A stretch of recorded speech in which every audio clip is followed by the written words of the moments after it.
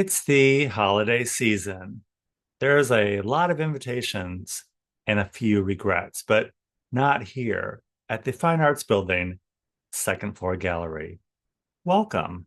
Welcome to this special edition of Coffee Hour Abstraction Distraction. I'm Stanley Smith. This season, November, December, we staged a group show here at the Fine Arts Building, second floor gallery. We put out a call to ask artists in the building to submit a work they felt passionate about, and we let the works themselves dictate the theme.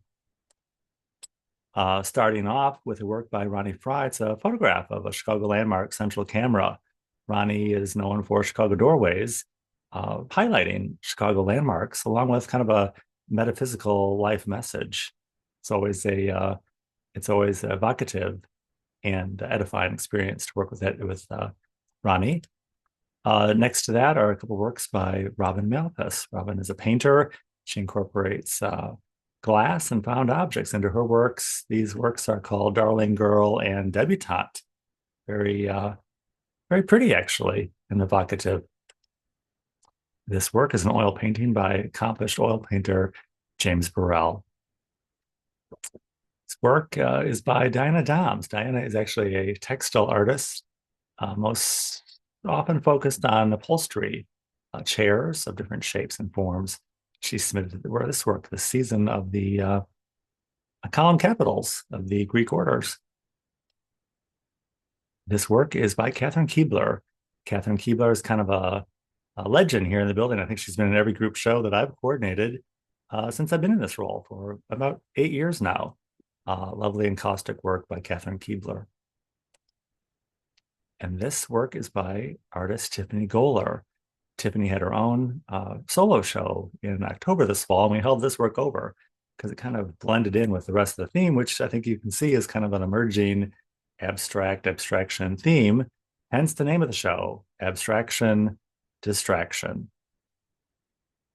This is another encaustic piece by artist Ruth Lasur, and it's very soft and subtle work, and actually in a beautiful complementary frame. This work is by Anita Miller. It's a print, and I think I guess the subject matter speaks for itself. Lipstick. This is a photograph by Larry Schneider of, I think it's a Tibetan young girl. Larry is known for traveling and finding evocative images of culture and peoples from around the world. This painting is by Richard Laurent, and I wasn't really paying attention, but it's got some surprising images, and it's a really lovely surface and great depth of color. There are a couple obstacles in our second floor gallery, some historic original woodwork and some interruptions of some doors and paneling. But it all works together, especially next to a really beautiful layered piece like this by Richard Laurent. Next to that is a terrific oil painting by artist Don Yang. Don Yang is on the 6th floor. He also works with the Plein Air Painters of Chicago and teaches his own classes here in the Fine Arts Building on Saturday mornings. This is a tonal study by Patrice Olson, and it's kind of a sepia tone landscape. Very nice piece. This is a painting by Anne Pluckett.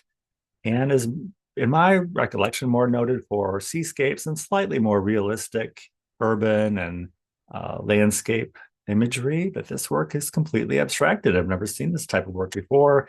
It just came in across the threshold, which it's pointed again to the idea and the theme, emerging theme that did emerge of abstraction distraction. Here is a grouping of works. This is a print by artist Allison Lyon and an acoustic work by Karen Tichy. And I think this is a monoprint. It's a monoprint. It's definitely by Anne Kelly. Very nicely grouped here. The orange labels and the orange title of the show, orange colored title of the show. It's actually an accident. The color shifted in the art file, but it turned into a happy accident because the orange kind of was turned into a line, literally a line through the show, and I called it very postmodern. Next to that grouping is a work by Linda Arnold, and also Linda's also known for more realistic traditional seascapes. And this is the first work I've seen where it's abstracted, but in a lovely manner. It's a very nice piece, and again, we have that wonderful orange color emerging in some of these works. Next to that is this painting by Jim Tansley. Jim is also an accomplished painter here in the building for many years, and recently uncovered a trove of his early drawings, which garnered a lot of interest recently, unexpectedly, here in the building. This work is a painting by Maxine Schneider, and immediately was drawn to this piece. So when she brought it and submitted it for the show um, early on, I thought, well, this is really pointing in the right direction. I don't even know why I like it, but in my subsequent tours and tours of the art gallery with people, a number of people commented that if they had to pick a favorite, which we never do, but if I had to pick a favorite, it would definitely be Maxine's work.